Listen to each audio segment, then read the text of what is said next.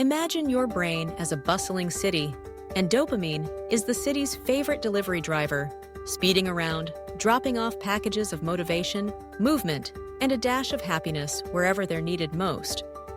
But before dopamine can hit the road, it starts its life as a humble amino acid called tyrosine. With a little biochemical elbow grease, tyrosine transforms into L-dopa.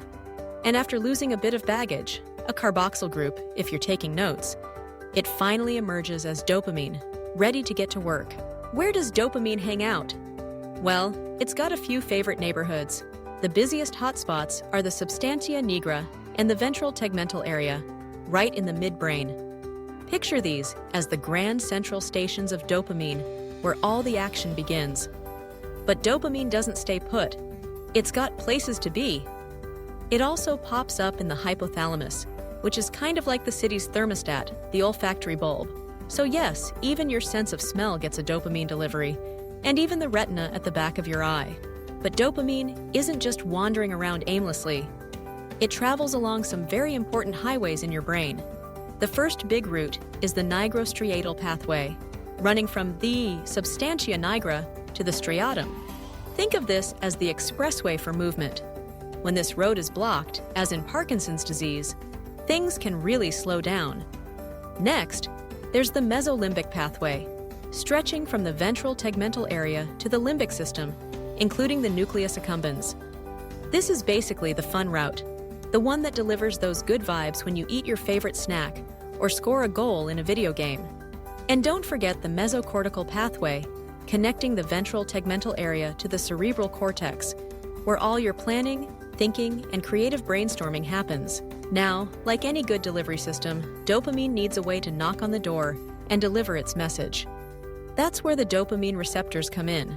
5 main types, each like a different style of doorbell. Dopamine rings these bells, and your neurons get the message loud and clear.